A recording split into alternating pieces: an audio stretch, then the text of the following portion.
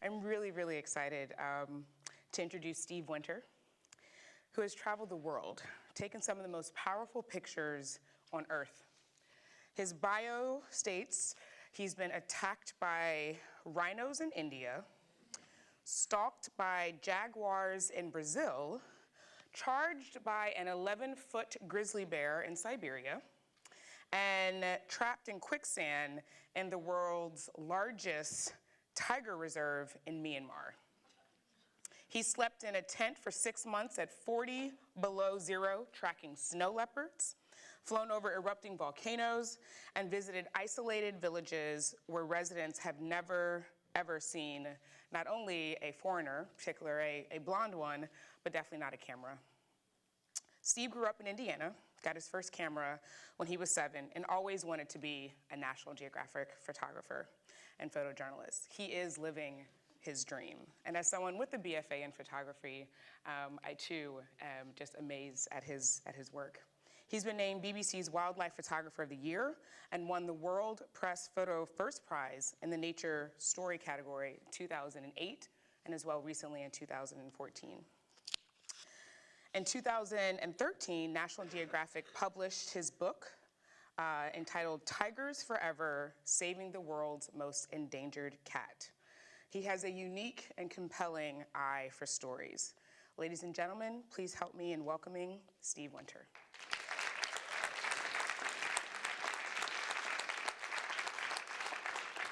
Thanks so much. Thank you, sir. Good afternoon, everyone. I think it's afternoon now. All right, so I'm going to tell you my story and the story of big cats because that's what I work on. So, but trying to do it in a different way because I came from photojournalism and I didn't know that much about wildlife. In fact, I knew nothing. Everything that I learned was on the job training paid for by the National Geographic magazine. So I do big cats, but we also need to find out what is important about their homes, and specifically what's important about their homes for us. The forests are the lungs of the world where they live, providing us with a large percentage of the oxygen that we need and the water that we drink. 75% of fresh water comes from grasslands, mountains, and forests. So the homes of big cats are vitally important. But I had to learn all this. So how did I get started? I always say I didn't choose big cats chose me, since I didn't know anything about them and barely passed biology in high school. So it started on my first natural history story for National Geographic magazine on the resplendent Quetzal, where every day I learned I had to sit in a blind in a plastic chair with my lens trained on this nest. And every day I might get one picture or two pictures or no pictures at all. And then at night I'd be walking back and I'd get goosebumps and the hair on my arm would stand up and I'd be looking around going, what's going on? And then one night I'm in bed all alone in this one-room shack on top of a mountain. And then I heard this. The floorboards creaking. Then I heard the stairs creaking. Then I heard scratching under the door and then sniffing. I grabbed my trusty machete and whacked it on the side of the bed. I heard silence. Then I grabbed the walkie-talkie to call the naturalist I was with, and I told him in Spanish what happened, and he said, Steve, don't worry, it's just a black panther. And I was like, hold on here. How come I've been here 5 weeks and you didn't tell me I was living with a black panther? He said, we didn't want to worry you. And I figure that's the night that big cats chose me, because if anybody would have said my next story would have been on Jaguars, I would say they're crazy. I don't know anything about big cats. But like what we do at Geographic is research and write a proposal. And I found out National Geographic had never done a story on the jaguar before. So I started working on writing that proposal.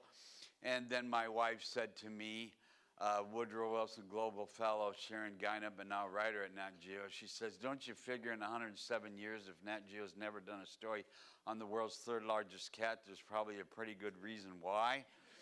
She's the smart one of the group. But you know, I was failing at first, so I decided to go to Brazil. And on the way, I went through Cancun, and I found this animal rehab facility called Pepe Swim with Jaguars. Now, rehab facilities do not rehab big cats. You cannot take a big cat and put it in the wild after it's been around humans. So, but my life started when I went to Brazil as a wildlife photographer. Because I went to the Pantanal because a Brazilian scientist said, you can see jaguars here. I just found this spot. So I went to Brazil, and then I started out as a photojournalist, and when I got there, I knew I had to be a photojournalist again. Because the Pantanal is 95% privately owned. And it's primarily cattle ranches, and all the cowboys think the only good jaguar is a dead jaguar.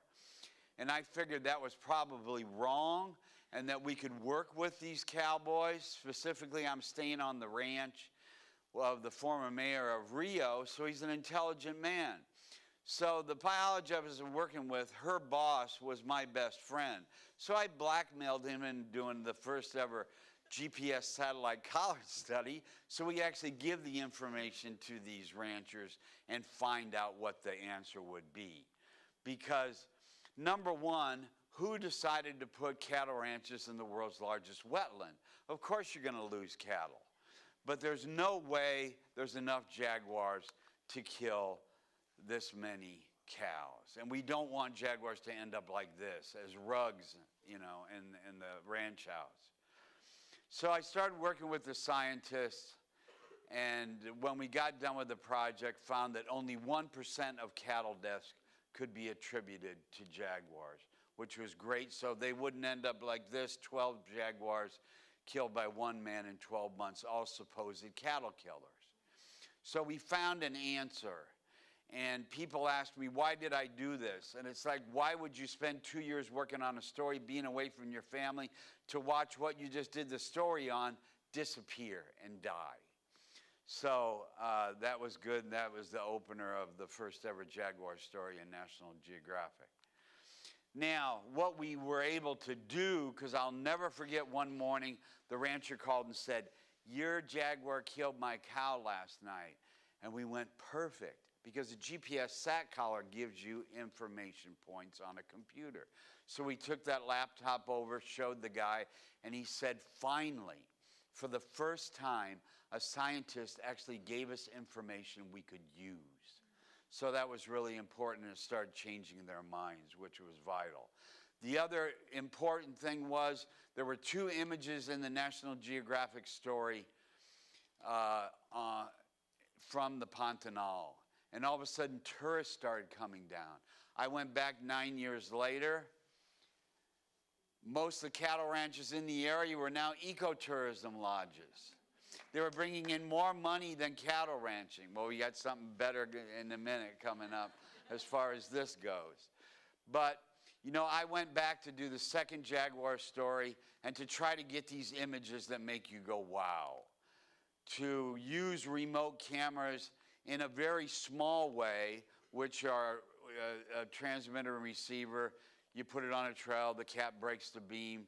It takes a picture immediately, and off the cat goes. But you can get unusual images this way when you find spots that you wouldn't expect to see a cat. Like the opener of the last Jaguar story, which was a cub in a tree because mom taught him to go up and into a tree so he could be away from other predators that might kill him. The only way you're going to get this image is using a remote camera, and this is the cat coming up, and you can see the flash going off. And so we're able to get other kinds of images to start exciting people about these animals again. But mostly what I do now, I do television also, is see spectacular failures like this and wait for a kill because everybody wants to see a kill. Like that. Now, the #1 food source of the jaguar in this area is the black caiman. Looks like a crocodile to most of us. And most people say big cats hate water. Well, I spend half my time following that guy right there, Scarface, as he's swimming or having another spectacular failure trying to get a caiman that he's not going to get. But here's a short little video clip. Along the tangled edge of a Brazilian river, a hunter stalks the shadows. He is a jaguar, a male in his prime. Those who know him call him Scarface, from a wound he earned clawing his way to supremacy.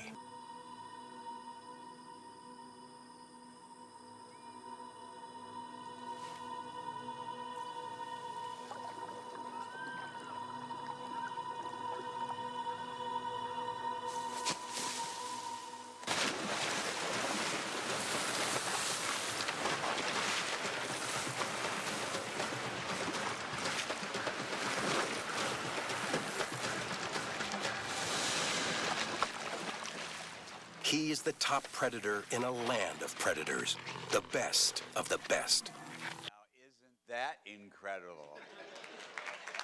Now, it took 1 month to get.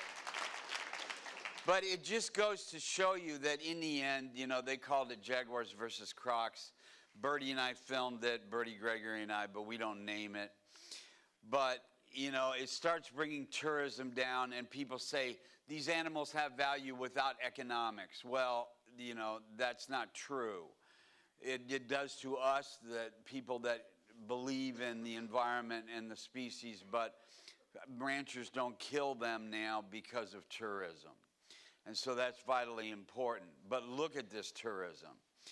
It's way too much, but at the same time, a friend of mine just wrote a paper for his PhD. Each cow is worth $2,000 in its lifetime. Every year, each one of the jags in this area brings in $108,000 in ecotourism income. So no one is going to kill these jaguars. So from that first story, showing jaguars were there. There's no place in the world you could see them. And now it is the oasis of protection for these animals. So that's what I'm after in some of the stories that I do. And getting pictures like this that I've waited 22 years to get, because you never saw females and cubs, and luckily one day I actually got to see that. Now, there is a problem going on.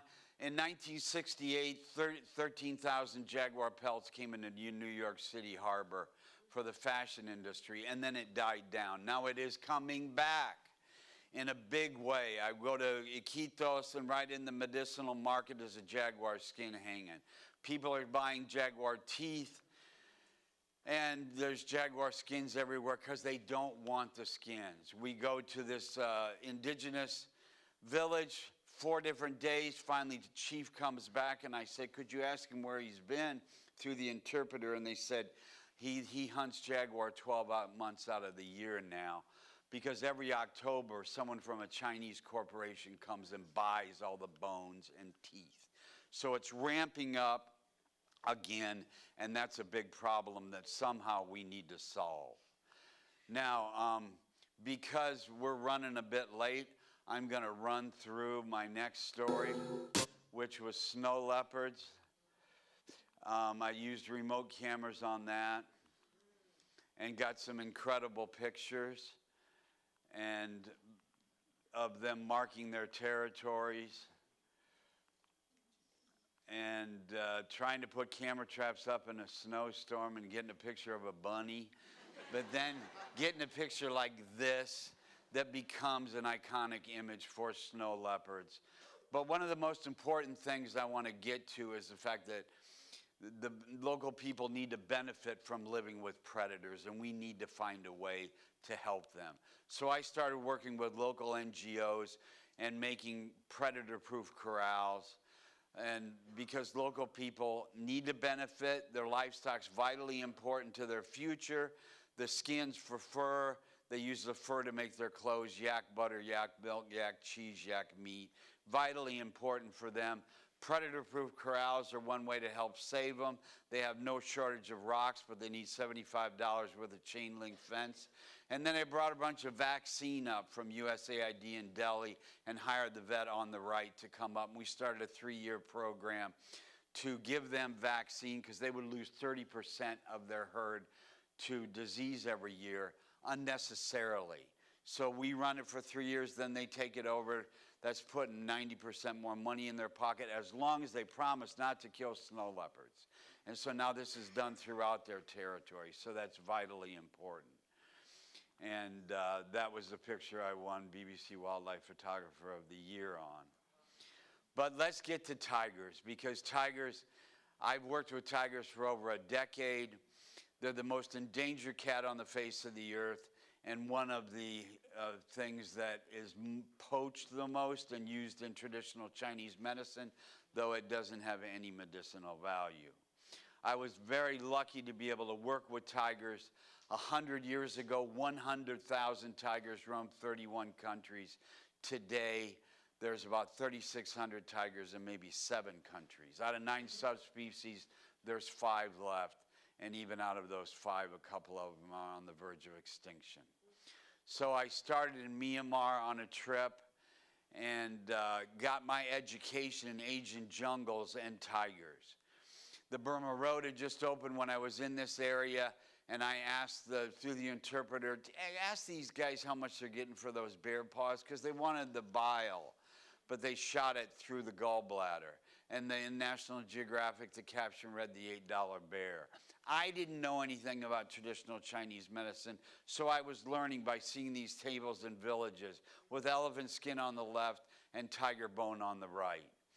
And that after the story came out, they moved the gold miners you saw had come in, and it became the world's largest tiger reserve. I went to Kaziranga to do another story on a national park that had most of the Indian one-horned rhinos and the largest population left of Asian elephants. But it's surrounded by tea plantations and people. And now rhino horn's worth more than its weight in gold, but it has 0 medicinal value because it's made of keratin, the same things as our hair, as our fingernails. So I always said, chew your fingernails and save a rhino. And you know, they're always under threat, but the guards are great shots, so most of the poachers end up either killed or captured. Tiger poaching really skyrocketed in the 1980s when the rising Chinese middle class wanted more traditional Chinese medicine because they had more disposable income. Because throughout the years, every piece of the tiger has been used, from its whiskers to its tail, to treat everything from laziness, baldness, joint pains, and even possession by evil demons. But today, things have changed from health to wealth. The wealthy in China are using tiger products as status symbols like tiger skin furniture or tiger bone wine, which is now put into safes. The longer it's there, you get it by soaking a tiger skeleton in rice wine. The older it is, the more valuable it is, and people in China are now banking on extinction. This bottle came from North Korea. I actually photographed this at the U.S. Wildlife Facility outside of Denver, where they take all the confiscated items. But there is hope, and hope is run by Wild Aid, IFAW. Nat Geo did a thing with Jackie Chan on do not use tiger products. And there are many heroes that do public service announcements in China that have really changed things. Working with young people with access to the internet that understand going to the pharmacy, a pharmacy where over 50% of the products come from Mother Nature anyway, but endangered species do not work. They have no medicinal value. If you want the chi of a tiger, look one in the eyes. And here's a great PSA. 这是一只精雕细琢的象牙手镯，它很昂贵，昂贵的不是它的价格，而是背后那一条条大象的生命。为了保护濒危的大象，我国开始实施象牙贸易禁令，任何象牙交易都是违法行为，以法律之名让象牙不再是商品，没有买卖就没有杀害。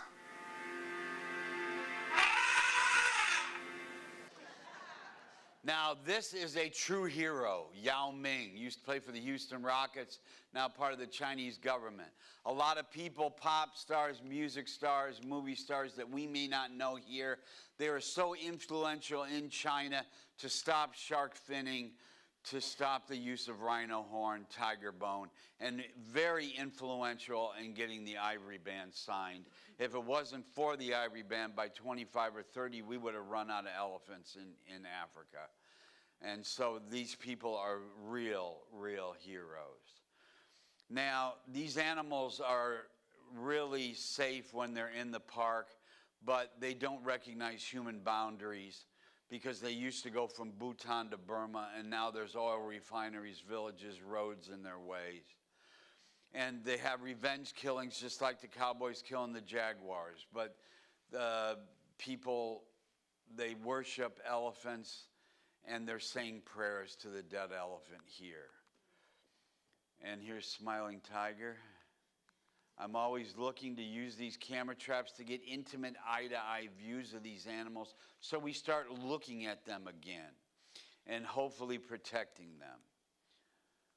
And I love this image of a tiger. It shows camo, you know, the camouflage walking through the burnt grass.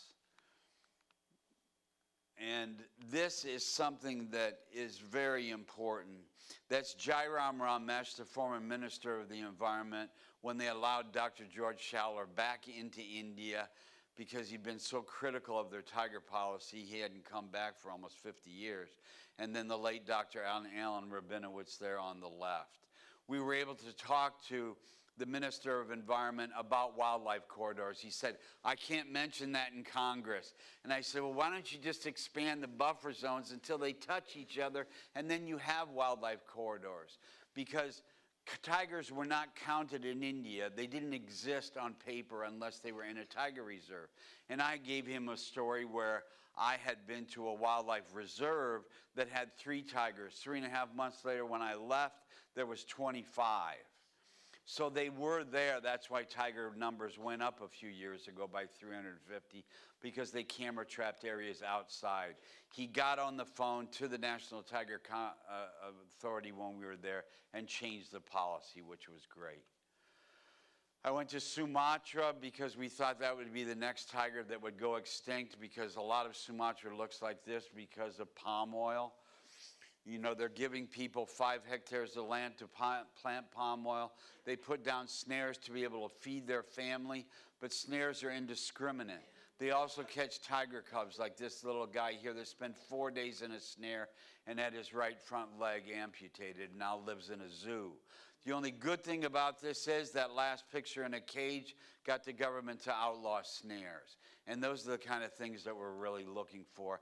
Tangible results. This tiger here was killed out of a zoo, poached out of a zoo after living 16 years in that zoo. And a great program they use in Africa, which is hiring poachers and giving them jobs and steady paychecks, because who to better catch a poacher than a former poacher? So that's great. And then I finally did get a picture of a Sumatran tiger. Now, I went to Thailand because they have a great scientific team there, and they're doing the first ever home range study. Oh, sorry.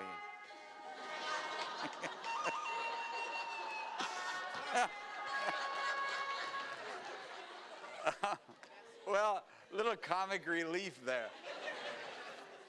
I saw Sam Jackson had that as a ringtone in a movie, so I've had it for about 5 years.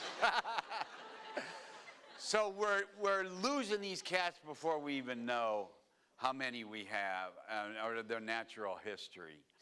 But while I was there, I kept hearing about this place called the Thai Tiger Temple. And I kept hearing a lot of bad things about it. And the scientists said, don't go there. Well, when someone tells me not to do something, I usually do it.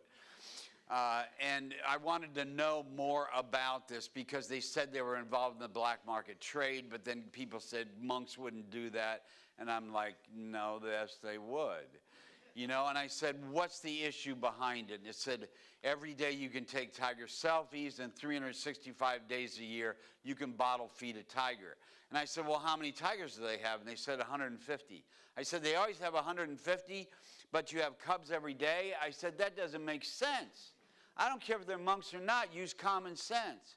So 4 years later, my wife and I went back. She worked with a small NGO out of Australia, and the lawyer and the vet left because they were devout Buddhists, and we had a lot of undercover stuff. I went back, did a video. She went back and wrote 4 stories. We made friends with the Minister of Environment, the Director of National Parks, and I got that one picture that ran on the last Tiger story. But here's part of that video that shows you what we uncovered. This is all being done at night, pitch black, there are no lights. You see the cars driving into the Tiger Temple and the staff workers that are helping the wildlife traders.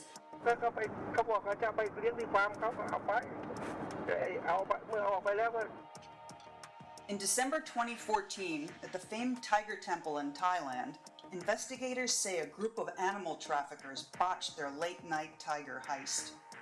Our sources tell us they were supposed to take unregistered tigers like they had before. But instead, investigators believe they took these 3 tigers, tigers with names and a paper trail. A year later, National Geographic traveled there to investigate what happened that night. The temple presents itself as a sanctuary where monks live in harmony with 147 tigers. It's also a popular tourist destination that brings in an estimated $3 million a year. For years, conservationists and the media have reported abuse and exploitation of these animals. But we obtained exclusive evidence from the conservation group Sea for Life, which they say shows that this Buddhist monastery is trafficking tigers into the illegal international wildlife trade, meaning that the tiger you took a selfie with one day could end up dead and smuggled across the border the next. I have the evidence to show the world. We have CCTV. Charlie has been a long-term advisor to the temple. We're not showing his face to protect his identity. Unfortunately, there were tigers that were, for lack of a better term, poached. They're dead. They were killed. It was an inside job, unfortunately. In February 2015, the Tiger Temple's veterinarian presented evidence to the authorities that he says shows that the 3 tigers had disappeared in December. He handed over the microchips that had been cut out of the tiger. With that evidence in hand, officials from the Department of National Parks went to the temple in 2015 and confirmed that the 3 tigers were indeed gone. National Geographic gathered additional evidence suggesting that tigers have been disappearing for at least a decade. Basically, I was doing my rounds and then found that there was cubs spawn in a couple of the cages with the female tigers, obviously. And then the next morning, they say, no, there's no tigers. And I say, well, I saw the tigers with my own eyes. I saw them being born. So what's that all about? They quietly said to me that they're going to a tiger farm in Laos. Despite allegations of trafficking for many years, no one has ever been accused or prosecuted. Now, with new evidence from Sea for Life, the Federal Royal Thai Police says it will soon begin an in-depth investigation into alleged wildlife trafficking and possible money laundering. I want the people in the world to know this spread is illegal. Tiger is like the rare animal now. Tiger, they cannot do anything if we don't help them. It's not safe for them.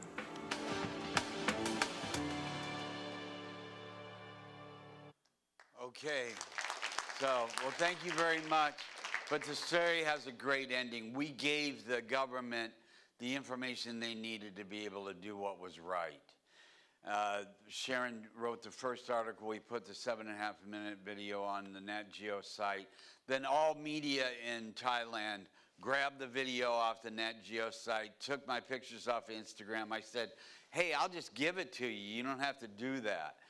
And finally, after the 4th article she wrote, the government went in, confiscated all 157 tigers, and found a horror story inside. 40 tigers hanging on meat hooks in the freezer, 20 cubs in jars. Monks will do that, and if it smells bad, it is bad. And that's something to look for when you're out there, because this had been going on for years. Probably 1,000 tigers went into the black market trade in Laos and into China, which is a major problem right now.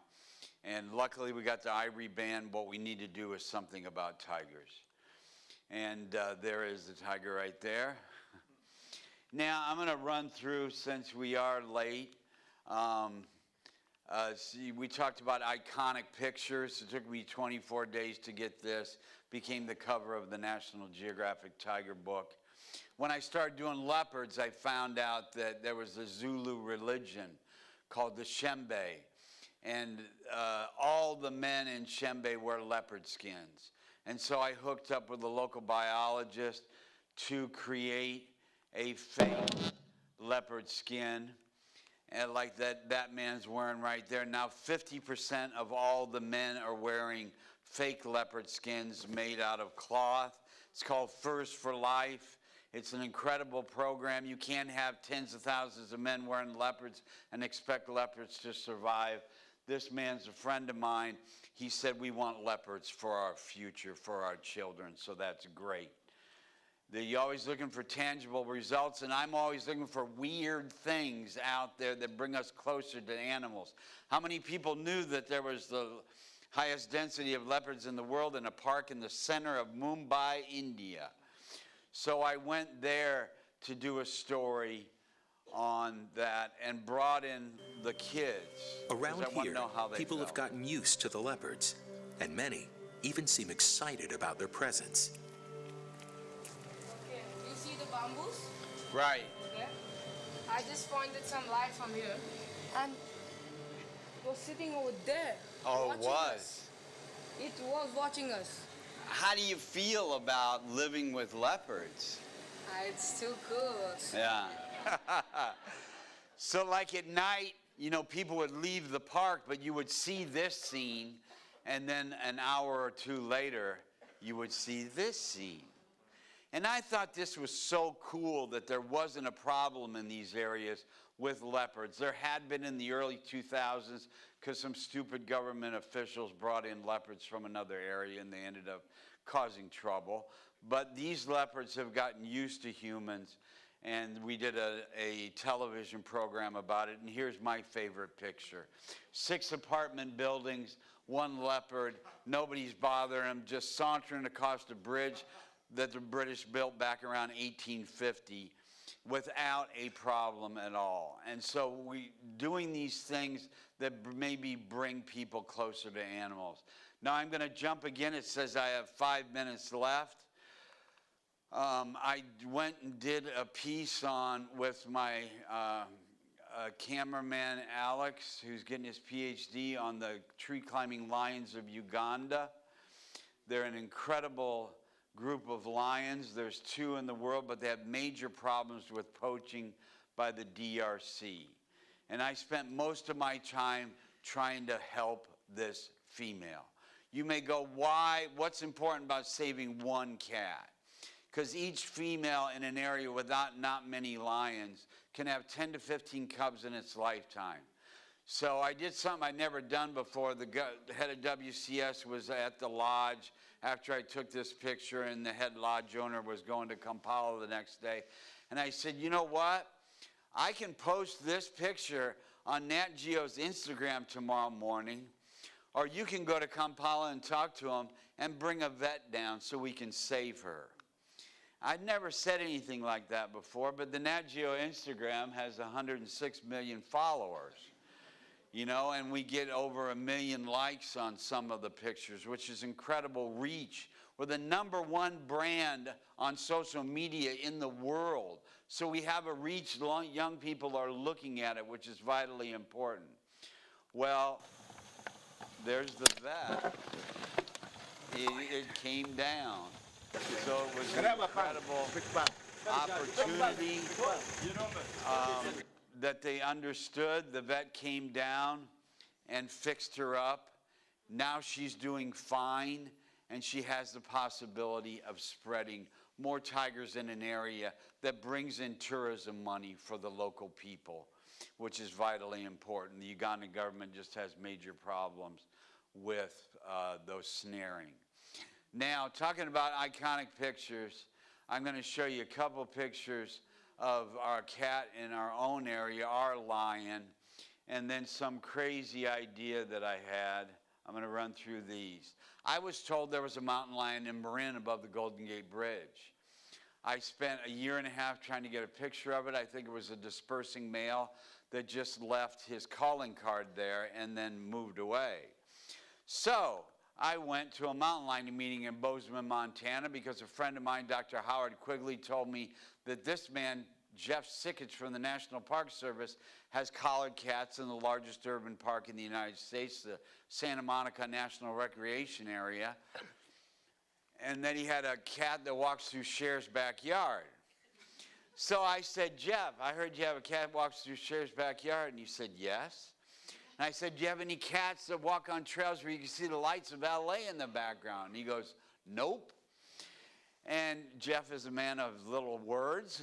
And then I said, well, you know what? To be able to really tell the story of urban wildlife, wouldn't it be great to get a picture of a mountain lion with the Hollywood sign? Now, Jeff is a scientist. He looked at me like I was crazy and a bit demented because they believe in what is, not with some crazy idea about what could be. I gave him my card, told me if things changed, let me know. 8 months later, I get a text. It says, call me now. He goes right below that cross. We had a bobcat trail cam. We just got a picture of a mountain lion that just crossed into Griffith Park. So now my job starts, how do you get a picture and put these cameras up in downtown LA in a park with 22 million visitors without them getting stolen? So I have 1 minute left, good. I got a bobcat.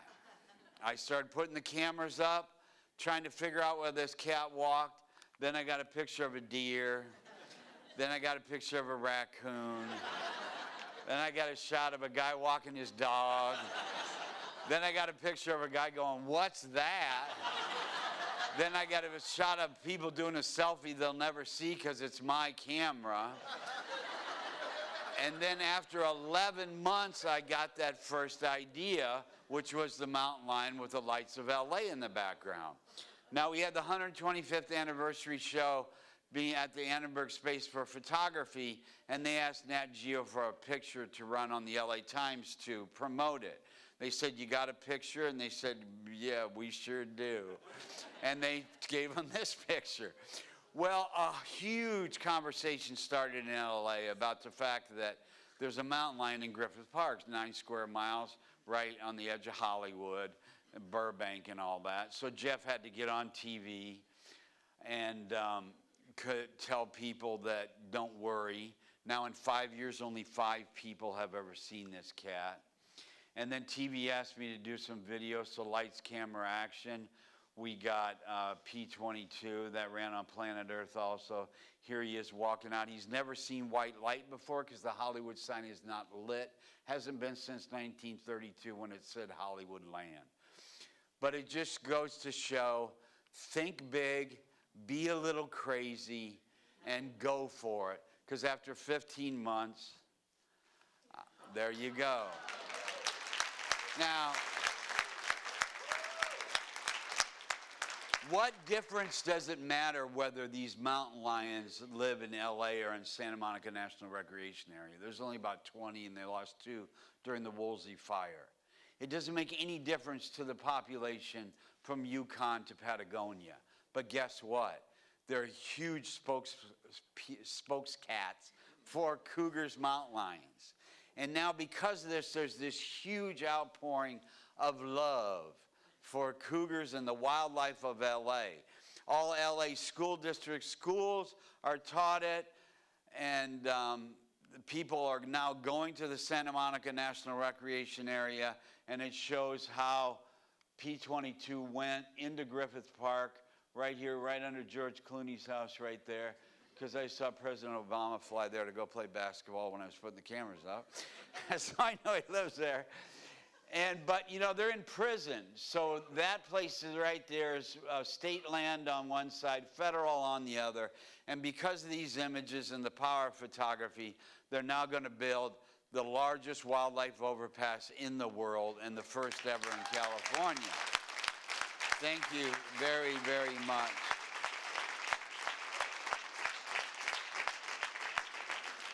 Now, there's a permanent exhibit and the most popular exhibit at the LA Natural History Museum, so things can change if you think big and always go, we need a tangible result out of these stories and try to save the animals or species or whatever that you're working on. Thank you all very much. Thank you. You're awesome. You have a seat with me? Sure. I thought I wasted too much time. Are you kidding? Well, I don't control the clock, but I will say you can talk. I'm listening. Well, you can tell I love to talk. That was incredible. I'm blown away. And I think the fun part in this entire process is we don't get to watch the presentations beforehand. So I have like 1,400 questions, and I only get to ask one. Well, you can ask as many as you want. I didn't get to watch the presentation either. I've been on the road for 7 weeks, and I did this on Monday, the one day I was home. Well done. That's why it was too long. Right. It was perfect. Very quickly, I'd love to know, Steve, which that was just phenomenal. A couple of takeaways that I got, and we're going to turn it over. So have your questions ready, Charisse. Be ready to ask questions. So I'm curious. I took away, obviously, having patience. Right. One of the things that you mentioned is that with many of your iconic images that you're talking months. This isn't something that happened in days or hours, but it took you a long But you know, time. most of those, I found that from my first story, not being a wildlife photographer, I was like, I hate sitting in this blind. This is a waste of time. Sure. It's a waste of National Geographic's money. Sure. So to use those remote cameras and to visualize that picture that you might want and go, I can get it better using a wide angle lens being a few feet away and use a remote camera. Right. So I can actually be out shooting.